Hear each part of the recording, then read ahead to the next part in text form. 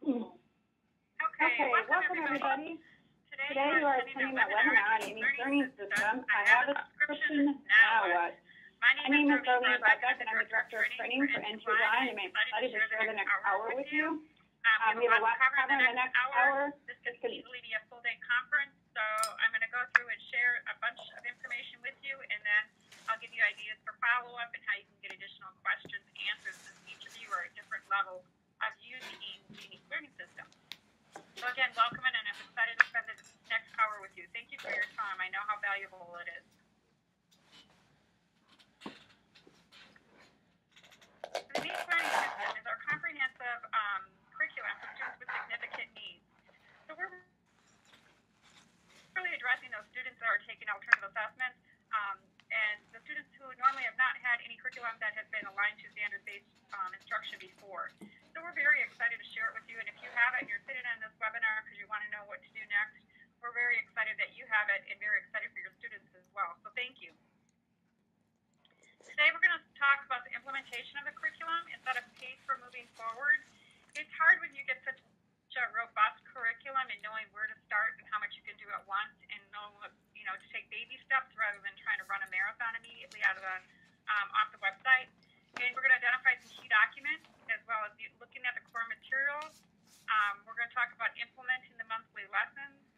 We're going to look at the library to you, which is our online library, and the GPS. The GPS in itself is its own.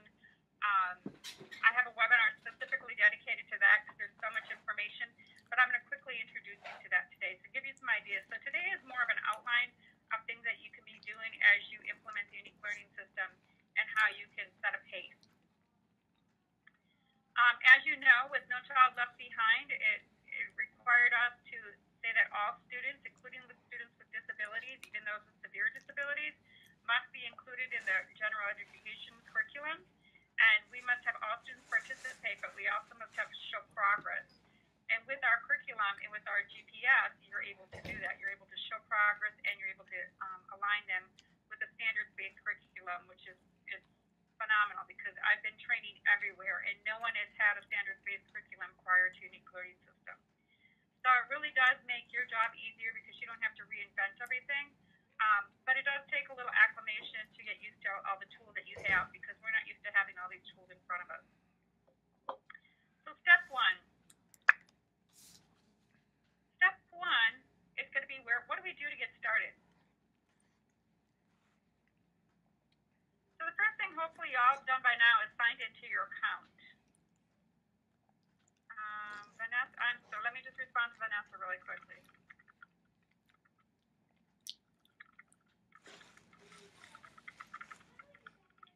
Vanessa wants to know if she can just read as she goes along, but she's going to miss most of the dialogue because I don't have a lot of script on my PowerPoint. And you will have access to this PowerPoint at the end of the presentation, by the way. And as well, I will send you a certificate of participation if you attend the entire webinar. I will send you a certificate of participation. It usually takes about 24 hours for me to get the report from WebEx. Once I do that and confirm that you attended, then I send out a certificate. But being that these are used for CEUs, we have to be very honorable and only send to those individuals who attended the entire webinar. Okay, so that's the logistics side of it. Sorry about that. I forgot to mention that. Okay, so hopefully by now you've all signed into your account. And when you sign onto your account, you receive that link from your administrator, and that allows you access to create your subscription.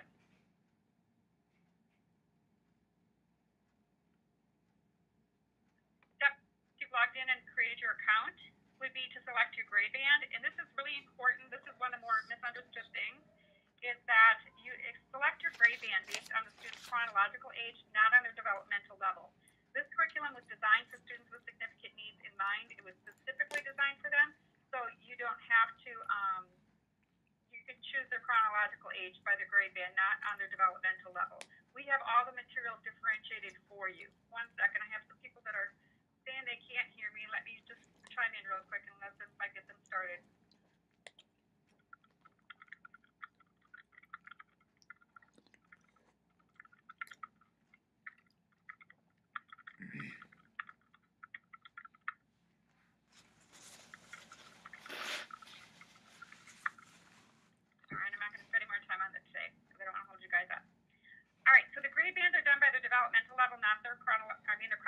level, not the developmental level.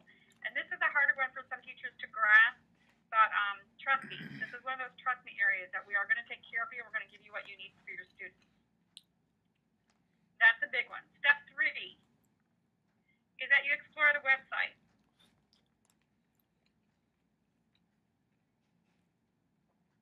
You have to click around and explore the website and to see what's there. I'm going to take you through some screenshots because if I do it online, it's going to take longer. But in addition to that, if I do it online, you're not going to have the screen capturing of it like I would if I give you this PowerPoint at the end of this presentation. Then you can go back and look. So I wanted to give you the, so when you go onto your n2y.com website and you click on the unique tab, it's going to take you to a screen that looks like this. In the middle there, you will see your, that's our news feed, and that's where we try to keep you up to date on everything that is going on. We don't want to, inundate your email box with 100 emails. We want to keep it down so you can read the important emails from your parents and your administrators. So this is where we're going to try to keep you in the loop on things as they happen. And it seems at N2Y there's always something happening. We're always doing something cutting edge in the best interest of our students. So this is called the member home. Next, if you look on the left-hand side of the toolbar, this is looking at the left-hand side. You have the member home, which is where you just were, and that's where the news feed is. The ULS dashboard is, I'll show you further. That's going to take us into all of our lessons. The unique GPS is going to take us into our data, and our data is the goals, preferences, and skills. That's what GPS stands for. And that's our huge, robust data collection tool. And I feel like we finally leveled the playing field for special ed versus regular ed. And our teachers finally have tools to things that the regular ed teachers have had access to for quite a while. My students is going to be your caseload. The library to you is going to be our robust, fabulous library where you will have access to a lot of leveled books and nonfiction books. The alignment tools include all of our new alignment tools, including our alignment to the Common Core standards, along with the scope and sequence and the targeted skills. The year topics will show you what we're going to cover in the next 3 years. We're not doing the same old, same old. You get a different curriculum topic every month for the next 3 years. And then the support center is very nice and it's done very well, incorporating the principles of UDL, Universal Design for Learning for Adults as well, showing you different ways that you can navigate the website if you get stuck. This is where you can go. And then contact is where you can ask us questions or submit suggestions, whatever it may be. We love to hear your feedback.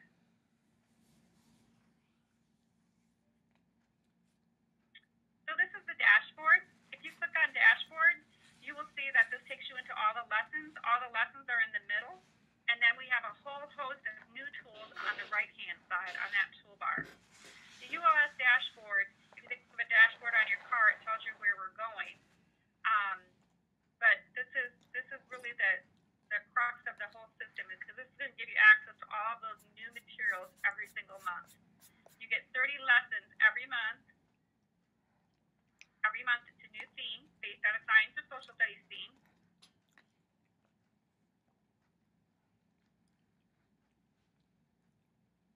Okay, and what's important to also understand is that lesson 1 for this particular grade band will always be a look. It will be a different level book, but it will always be a level book. Lesson 2 will always be a read and answer. And so that allows you to template some of your things and get some folders going, get your teachers, your paraprofessionals, and your students all accustomed to that familiar layout. We're not changing everything up every month. We're giving you new.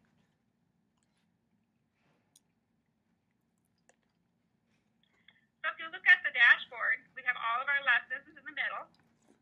Those are your monthly lessons and materials. And as I said,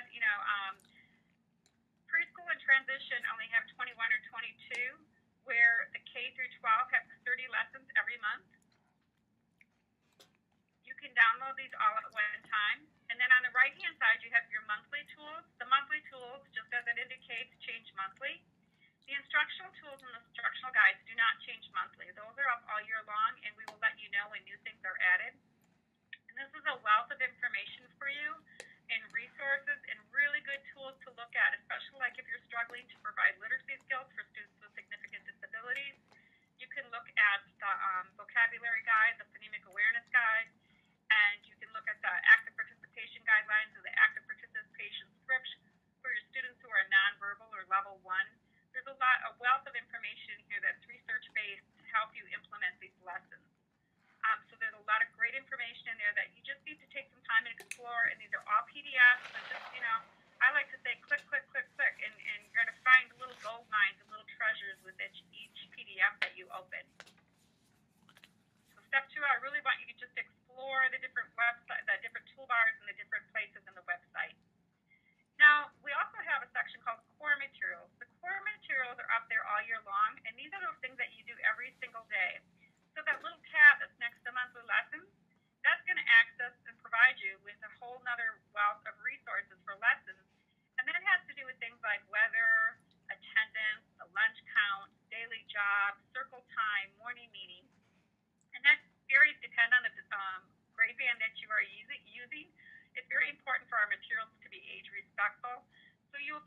high school and the transition is going to have more age-appropriate icons than the elementary. And this allows us to work with those lessons that we do every day, and the graphic artists have done a nice job creating things so you don't have to. We want your time to be spent teaching, not having to look for images and trying to put things together. There's 3 ways you can download all your lessons. When you download all of your lessons, you can download them all at once. You can download all the lesson plans and activities, which is what I recommend, or you can download.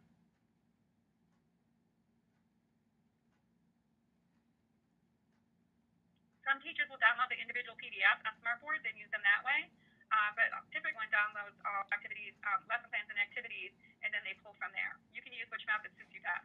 You will see that I show several grade bands. You're only going to see the grade band that you're subscribed to. So I don't mean that to be misleading, but on mine you can see I have elementary, intermediate, middle school, high school, transition, and that's just because I train on all of those. You're going to only see the one that you subscribe to. So every month you should download all of your lessons and plans in your monthly tools. These are only available for 2 months at a time, and then they come off the website. The first Wednesday of the month, the next month's materials are posted. So right now, if I logged on to my active subscription, I would see September and October. So the first Wednesday in October, we will post the November lessons, and the September lessons will come down. So that's important to know because it's a shorter timeline, and you just need to be aware that there is that timeline. So these one-time downloads are like, again, I said this is the important stuff. It's just where you go in and explore. And I could go in and explore for you, but it's going to make more sense for you to go and explore because some things are going to be much more valuable to you depending on your population that you're teaching and the level and the age of your students. But there's a wealth of resources that's here for you.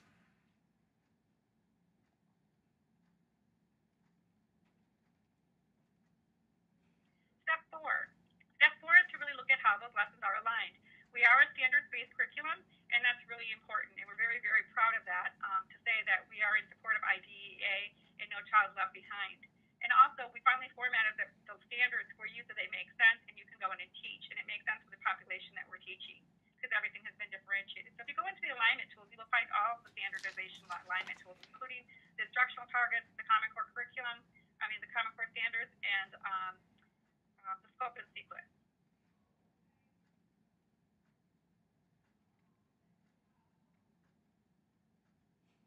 So this is an example of the Common Core standards alignment, and on these really important documents it cannot mess, I put the orange border around them, and I have a key on there as a key document, because this webinar is about how to get started, and some of that is really taking advantage of these key documents. So when you look at the Common Core standards alignment, you will see the Common Core. You will see where the unique learning system instructional targets. That's our alignment to the Common Core. That's what we're going to focus on in our lessons. We also have that shaded box on my PowerPoint. It's shaded, but that's to draw attention to the fact that you can fill in your state's downward extensions there. And some of the states are still working on how they're going to figure that out. But you can add your state's downward extension there. And then you will see that we have what lessons we have addressed that standard. So in this particular standard, we've addressed it in lesson 1, 2, 3, and 4. Those 4 lessons all attached to the standard. And then you will see our differentiated levels, so the differentiated tasks that we would say would define that standard for working with students with significant disabilities. Step 5, you're going to enter your students. You're going to enter your students into the system because we have a very robust data collection system, and it's all stored on our secure server. What this is going to allow you to do is able to track your students, which is really exciting. You're going to be able to track them not just in your classroom, but from classroom to classroom, from school to school. And this is the first time I think in special ed we've had something like this as well. So it's very exciting because we get to celebrate our successes rather than reinventing the wheel. So when you add your students, on the left-hand side, when you log on, you'll click on My Students, and then you can go up to the top and add your students. On the right hand, there's Add Students. And when you get all your students added, you're going to get information really quickly. First of all, you'll see your class list. You'll see the differentiated profile, and the differentiated level that'll be given to you once you complete their profile. So as you can see on this one, Lynn Johnson's got 2 blue blocks. That means she's a level 2. Where Anita Morin has 3 red blocks means she's a level 3. And I gathered this information by completing the profile.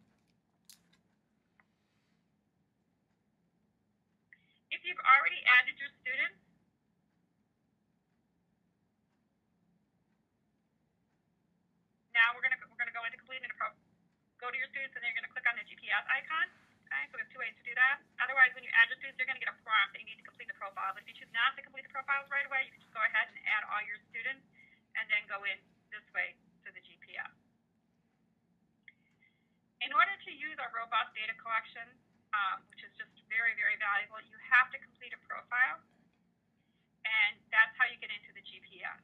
So for those administrators listening, if teachers are not completing the GPS or the profile, then they're not using all those wonderful tools in the GPS.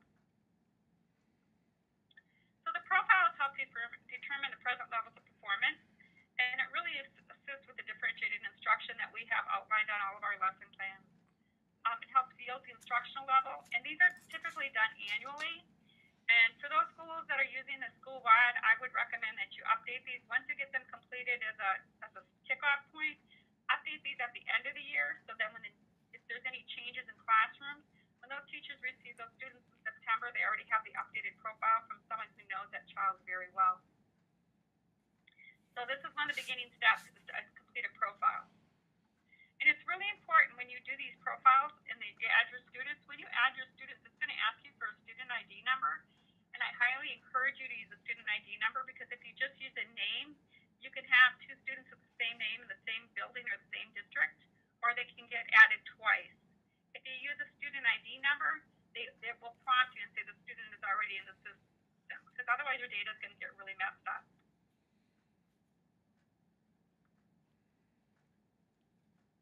I would also encourage you to use legal names and not nicknames. Once you add your student, you're going to be prompted by the system, and it's going to ask you what kind of profile you would like to complete. If you're at the elementary, middle school level, it's going to just give you the option to do a K-12 learning profile, where if you're at the high school or transition level, it's going to give you a choice. When you click on that blue box, it's going to open up the profile for you, and you can complete it. Now, if this is something that you'd like to print out and share with your team members, like your speech and your OT, PT parents, you can click on that PDF and print that out ahead of time, and also that will give you the option to gather their feedback and their thoughts as well. So you'd have a very comprehensive profile. When you click on that blue button, it opens a box like this. So this is an academic profile, and it's going to go through and it's going to ask you 22 questions. And you simply check one indicator. Try to choose the highest indicator for that specific student and make one check. If you have to check two, you can check two, but please try to keep it to one. You'll get a much better accurate scoring. And on the bottom, you can make any anecdotal notes that you choose to. If you make a mistake, it's not a big deal. Sometimes people fill these out and they go, oh, you know what, I don't think I read that clearly, or I was wrong. You can go back and edit any part of the profile. You just have to complete it first, and then you can go back and edit. There will be an edit each button next to each descriptor. Once you complete that profile, you can see you're going to get a report. And that report is going to give you the descriptor. It's going to give you the suggested level for that student. And if you click on Add Goal, you could even add their IEP goal right within there. If you click on the print report, you're going to get a report like this after you've completed the profile, which is going to allow you to have all of the descriptors with the suggested goals. And if you added your IEP goals, they would be there as well as your instructional goals. And it's going to give you that differentiated average. And that differentiated average is really important within our lesson plans, as everything is defined within those differentiated tasks. The transition profile is going to look at employability, daily living, community, personal life, and lifelong learning. And it's going to be the same process, except it's 18 questions. So again, you're going to answer each question using a check mark and then proceed to the next screen. So what that data is going to tell you is where your students are performing. It's going to give you that differentiated level, which then we're going to move forward with. So that's really why it's important to really understand that to begin using a unique learning system, you have to add your students and then complete their profile. That's one of the first tasks. Also looking at the first month, start teaching some lessons. Download a couple lessons and get used to the format, get used to the structure of the lessons. Don't try to take on all 30 lessons at once. Just pick a couple that you would enjoy getting started. Baby steps. All of our lessons are going to have the 3 differentiated levels on them. So when you did the profile on your student, if they came out as a level 2, you will see that there's recommendations for a level 1, level 2, and level 3 learner on every single lesson plan. The lesson plans are structured in this format. You will see the instructional target on the top. That's aligned with the Common Core standards. You will see the detailed lesson, as I have highlighted in blue. You will see a standards connection where I have the little chain link, and that is where you can extend the lessons further to add to extend the standard out with additional activities. And then we have the differentiated instruction for those 3 levels. We also have our resources and materials at the bottom. Every single lesson is going to follow this format. This is another really important document. When people say, I don't know where to get started, I don't know what to do, it's overwhelming, there's so much information. It is exciting that there's so much information, but it is hard to know where to get started because we've been given all these really wonderful resources. So I highly suggest that you look at the suggested monthly planning guide, which is going to be found on the right-hand side under instructional guides. And this is going to show you how you can lay out the lessons. There are 30 lessons numbered 1 through 30. And typically, as teachers, if we're given something 1 through 30, we typically want to teach lessons in order 1 through 30. And that is not the intent with the unique learning system. The intent, if you look at those, the first half is like English language arts, and the second half is more math related. So we wouldn't want to do that because we didn't get to all 30, and then they'd be missing their math. So you need to look at how your district mandates your instructional time. And as in this case, we figure approximately 90 minutes, it's not 90 consecutive minutes that we would be using for language arts, 60 to 90 minutes, and for math, approximately 45 to 60. If you look at the first Monday of the month, this is an example, we would teach lesson 1 and lesson 11 for language arts. It tells us what core materials we would be using, highlighted in the blue. The purple tells us our language arts, and the lessons highlighted in yellow show us our math. It also builds in our checkpoints because we're going to do pre-assessments and post-assessments. Everyone take a deep breath. It's okay. You're going to make it through this. Everyone's probably thinking, oh my gosh, there's so much. There's so much to be excited about. So the monthly guide will help you orchestrate your lessons. So this is a great place to get started. And I've had teachers that have been using these for 5 years, and I had some teachers that tweaked it a little more for their own comfort level, but this is really a key document.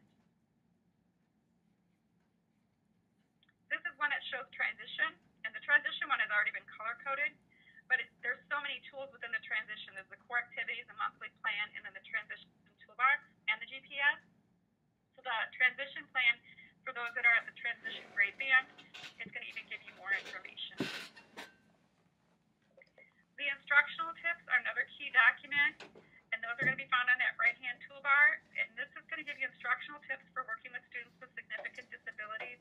And I say that because they're going to go through each of the 30 lessons, and they're going to give you a little advice.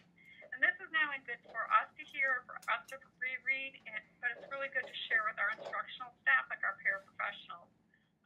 The paras tend to really like this and feel validated knowing what the outcome is.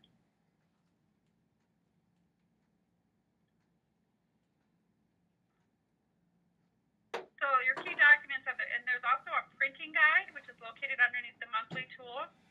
The printing guide is really, really important because, as you know, ink is expensive. Administrators don't like to waste resources. So that printing guide is going to allow you to print only what you need. So, for example, if you only have level 1 students, there's no reason why you need to print the level 2 and level 3 materials on every single lesson. On some of the stories, you might want to print the higher level. And it'll give you a plan for printing. Sorry, let me kill that phone call. The second month, I want you to dive into the monthly checkpoints. And when I say dive, I mean just start experimenting, see what they're like. And this is where they're all done online, although you can do hard copies. And this is going to give you the ability to look at your students in that monthly assessment and really collect some objective data. One of the things that I think is very wonderful about Unique Learning System is that we have a variety of assessments. So the profile was based on the 20 questions that you answered, 22 questions. But the monthly checkpoints are performance-based alternative assessments, means the student is actually doing something. So we're getting a nice rounded look at the student. We have 2 different types of monthly checkpoints. We have a level 1 assessment, which is airless for our level 1 students. And then we have the monthly checkpoints for the level 2 and 3 students. These align with our instructional targets and allow you to adjust instruction as needed. And again, playing off the word monthly, these are done monthly. And that's why I hear teachers start to get their back up a little tense. It's okay. This really works out well, trust me. But you do have to do the monthly checkpoints in order to make good data decisions about what you're teaching. So when you want to go to the monthly checkpoints, again, you're going to go into the My Students on the left-hand side of the toolbar. And this is a common feature for all of your assessments. You're going to see a lot of commonalities on how you access materials. So it's not like you have to learn all these new things for the different assessments. Click on the GPS icon for the particular student that you want to assess. And then you'll click on this monthly checkpoint. And you notice there's tabs going across. So depending on what you want to assess, you just click on the appropriate tab. Now, in this case, on my screen, you can see unit checkpoints or level 1 checkpoints. And that's where I mentioned that we have 2 levels of checkpoints. Our level 1 students are those that require the maximum support. Those are not the students who are making distinct choices. They require maximum support. So the level that we're really looking for, our objective for those students that are functioning within the level 1 range is to get them to engage, to participate. We're not looking for clear choices. We're not looking for accuracy. We're looking for participation and engagement. So we can fade off of that and shape that to be more choice making, deliberate choice making. So depending on the level of your student, based on their profile, you'll choose the correct level. If you're doing the test online, you simply click on the lightning bolt and it will begin. You will select the right month, whether it's the pre-test or the post-test, and click to begin the test. This is an example of a monthly assessment. The directions are written in really, really light gray down on the bottom, and it says page spent money to buy a present, show me money. And then the student makes their choice, and it will move on to the next answer. You can shut those directions off, indicated by the orange arrow, if it's disturbing to a student. I have not had any students even really realize it's there, but that avoids, this prevents from you having to print the directions out because they're right there on the assessment for you. Once the student makes 2 consecutive errors, it will stop, and that's it for the level 2 and level 3 students. This is the same philosophy for the checkpoints and the unit benchmark. If you need to print these out, if you have a student that needs alternative access, you can print out the hard copy, which is the PDF, and the PDF will allow you to manipulate it in other ways, perhaps using eye gaze or a board, Velcro board where you can stick out the pictures. And the upper picture is actually an iPad. It doesn't show very clearly on that picture that it's an iPad, but these can be done in an iPad. It's simply using the PDF. Now we do have a student planning guide, which is another key document because this goes over all the planning or all the assessments that we have within the GPS. This is something you should get familiar with because it's a great tracking tool, especially as you have students using the system several years across grade band, across schools. And this can be printed out and you can record what assessments are being completed on each student. It's a nice document to have. It's a nice document to share at IEP meetings. When you finish your monthly checkpoint, you're going to get a scoring. It'll give you the pre-test, and then after you complete the post-test, it will give you the post-test. And you can always edit these scores going through the edit button. So this is where you're going to start to see the power of the data. You can view the graph. Okay, and for the level 1 students, again, this is an arrowless assessment, and it's designed for the most severe and profound. We're looking to engage the student, and it's available online or hard copy. And we'll make sure that we're checking level 1. And we're really looking at their mode of response. Are they smart? How do they tell us, yeah, that's the one I want? Do they have a way to tell us that? That's what we're trying to identify. Are they using what form of communication, or do they have several forms of communication? And we want to make sure that we're capturing that and then sharing that with all the team members that work with that student so we can continue to reinforce that. So this is an example of level 1.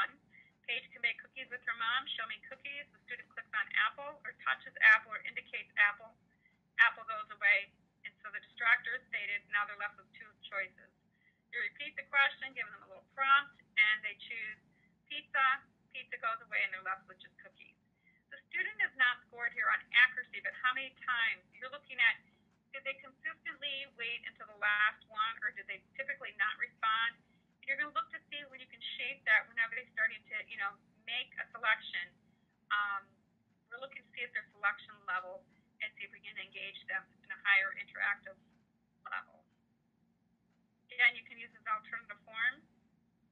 We have switches incorporated in voice outputs because we want the students working on cause and effect and shaping that higher level response. So the monthly checkpoints, it's got a lot of really nice data for you. So after you give those monthly checkpoints, the pre-test, you give the pre-test, you look at the data. What is it telling you? What are their strengths? What are the weaknesses? And that can help you determine the lessons that you're going to teach and where you're going to spend all your time in the instructional as well. So the second, I'm sorry, let me go back. This is the second month. So the second month, you're going to continue on, but plan to teach a couple more lessons. So maybe 10 to 15 the second month. Remember, we're going to take it slow. And right now, you're probably thinking, Darlene, that is not slow. Trust me, it works.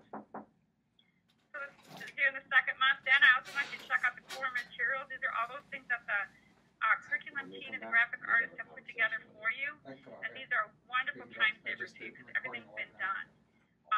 This is just a beautiful piece of our curriculum. It goes over all those things that you do in your daily classroom. And it's for your elementary and your middle school kids, this is your beginning transition. These are all transition skills that we work on, that we build up, and that we progress to work on in a selected, specific transition plan when they're in high school. But these are early transition skills. When you look at your core materials, you're looking at daily living skills, circle time activities, classroom jobs, snack time jobs, recreation and games, home reports, and sign-in sheets. We talk about healthy eating, we talk about communication, we talk about feedback, accepting feedback. So that's another thing that you just really need to dig into and explore, but don't try to do it all at once. The binder that you set up for core materials is, ideally you set one up for each student and you put their components of their core materials in there, and that can become their buzz book to take back and forth from home to school, from group home to home school. So now we're in the third month. Third month, fine-tune your monthly plan. Now you've had some time to play with the assessments, you've got your profiles completed, you've played with a couple lessons, you looked at the core materials. How are you going to make it work for you? Everyone has a different organizational system. Talk with those around you. How can you share the load so not everyone's doing the same thing? How can you share, make this work for everybody? But this really works wonderfully with professional learning communities. So you download your lessons, download everything, but only print what you need. So make sure you use that printing guide. Pre-assess your students on using the monthly checkpoints and look at that data. You need to look at the data, not just give the test to give the test.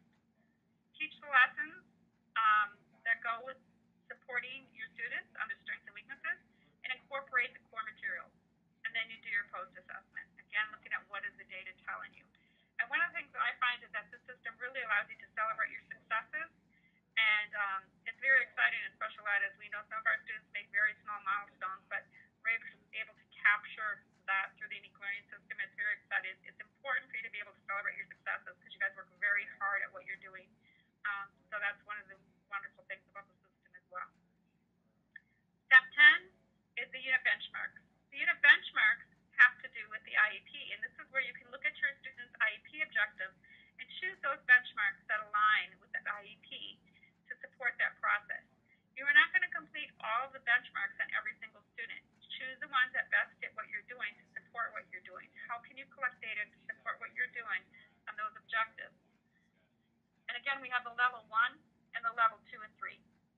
So this establishes a baseline, has your present levels, and these are typically done 2 times a year. Beginning of the year and the end of the year, so you can see the progress. We have our level 1. Remember, this is going to be airless for level 1. And you're going to choose one that aligns with that student's IEP. And if it's a student who's really, has some complex needs, you may just start with their early emerging reading rubric. And you're going to look for the responses and build on those responses as you're reading them to the student. So level 2 and level 3, we have reading and writing benchmarks as well as math benchmarks. And here's a screenshot of some of the reading ones. And it's the same thing, you click on the lightning bolt when you're ready to begin the assessment. Or you can print out the hard copy as well.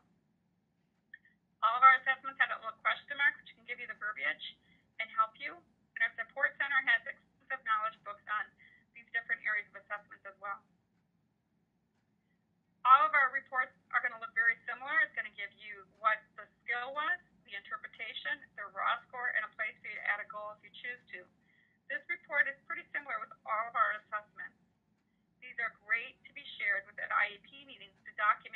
the things that you are doing with your students. Just a hint on the benchmarks, print your reports before reassessing. The data never goes away, but it's kind of harder to navigate it to get the previous data. So only on the benchmarks, just print your reports before you reassess. Third month, step 11, symbol sticks. Now this can actually be brought in much earlier. It depends on your comfort level, but each of you have a free subscription to symbol sticks with your subscription to Unique Learning System. Symbol sticks is a very robust online graphic library with new symbols being added every Wednesday. So you really get a lot of symbols and tools to help you create extra materials for your students.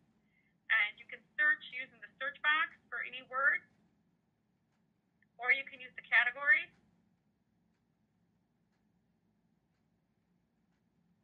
And we have a variety of templates available. These are new.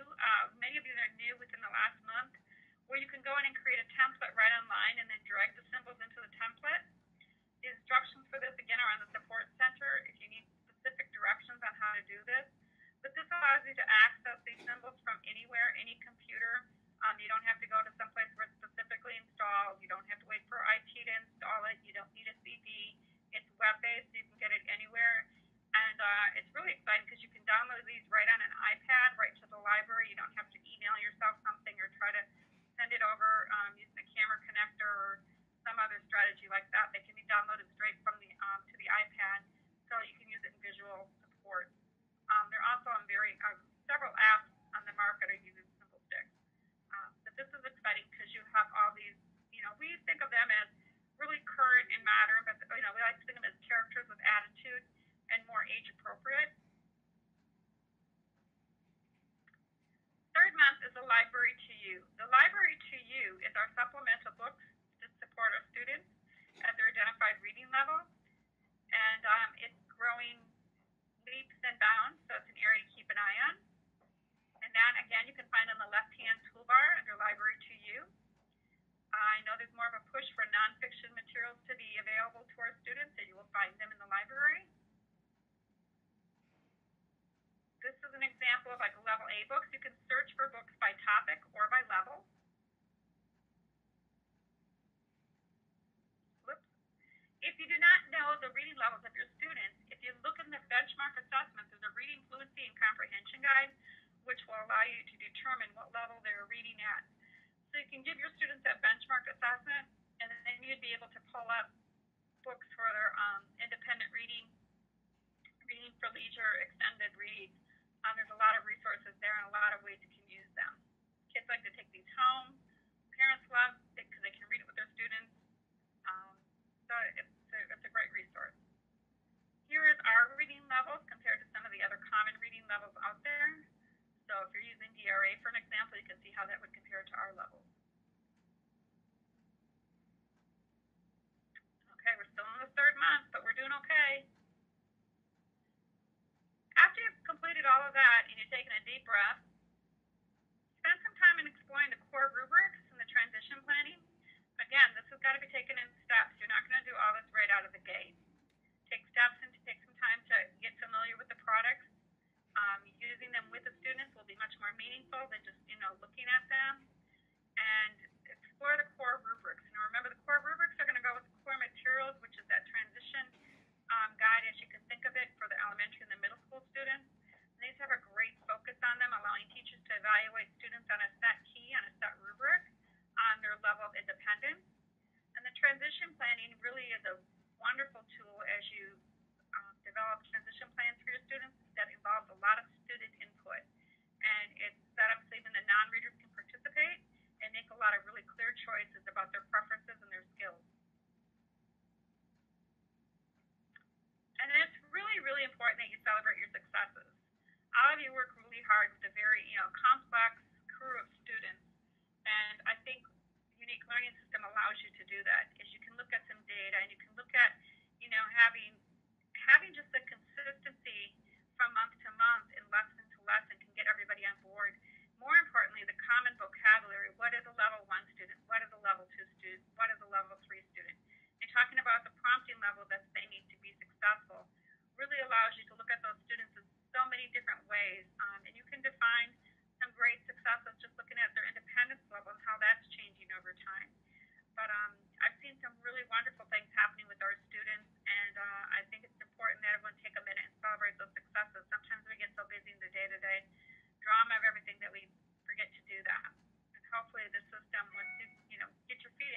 toes wet, it will allow you to do that. Whoops. The Support Center has been updated and continues to be updated, and there's a lot of knowledge books and videos in the Support Center to help you.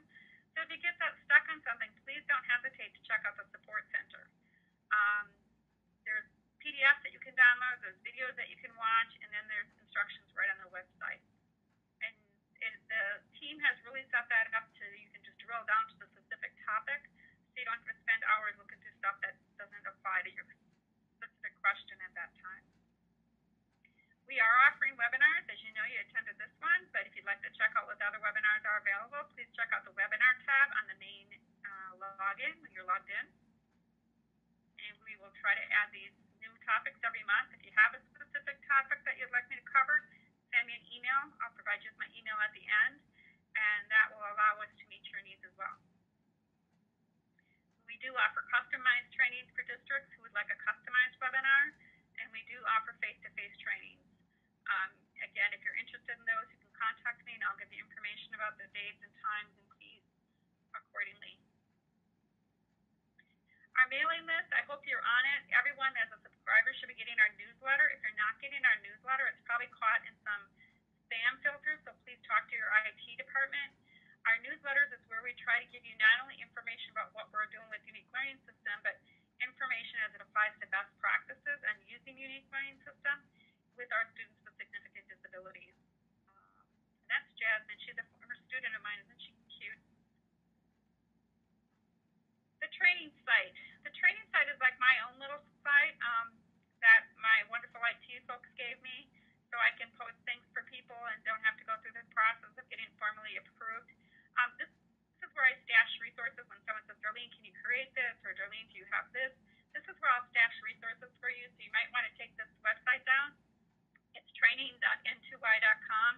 Don't use the www, just training.n2y.com. And I'm adding more and more information as time goes on. I just finished a lot of traveling as I was doing face-to-face training, so now I'm hoping to get some video feeds up there as well for you. Again, if you have comments or thoughts about what you'd like to see up there, send me an email because I'm making this for you. There's no link from the N2Y home site. This is a standalone site. It's really WordPress, and so it's really built to customize so I can meet your needs quickly. If I need to send people out something, I can do that. So please bookmark that. We are on Facebook and Pinterest and LinkedIn. If you'd like to follow us, we do a lot of updates on Facebook and Pinterest to keep people informed as well. So if you enjoy those types of social media, please join us for Joey Symbolsticks or N2Y Inc. And at the end of this presentation, you're going to get a pop-up survey. If you would please take the time to complete that, I'd greatly appreciate that. I'm going to stay on the line to take questions and follow up with any feedback that you have, answer any questions. That was kind of a whirlwind. It's hard to do justice to such an extensive program in an hour webinar, but I will stay on the line to answer any questions. I have a link there that I have posted this webinar. I'm sorry, not the webinar, but the PowerPoint. And if you would like to go to that link, you will be able to get a copy of the presentation from today. And also, my email is posted there, so if you have any specific questions, you can email me directly, and I'd be happy to answer emails or answer any questions that you may have. So at this time, I will stay on the line. If you'd like to type in any questions, I will answer them. And I thank you so much for your participation. And I will be reading the questions out so everybody can hear what the questions were and answering them.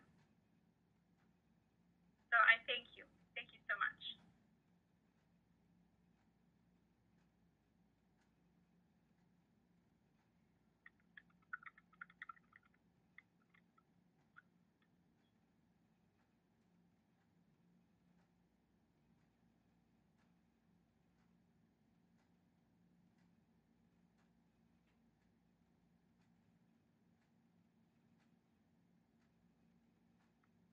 Okay, so Jennifer says that she would like to use the monthly planning guide, but she doesn't have a 60, 90 a day in her schedule.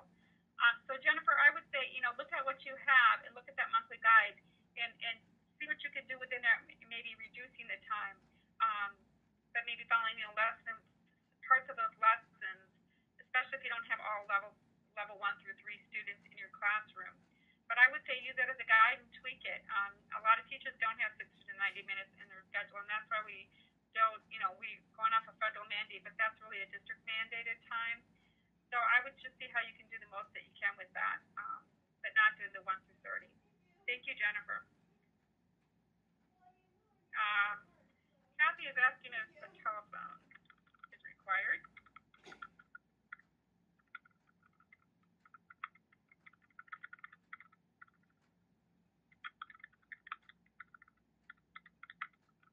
I know you guys can't see each other's questions, but I'll read them to you as they come over. Jennifer, you're welcome. Thanks for doing the webinar. You're very welcome. Jane says, how do I get this on the iPad? Jane, all you have to do is go there. If you're talking about the specific presentation, I saved it as a PDF, so you can follow that link and then open up the PDF directly on the iPad. If you're talking about the subscription, it's web-based, so you should be able to go right to it. If you have any further questions on that one, Jean, you can email me just at darlene.n2y.com.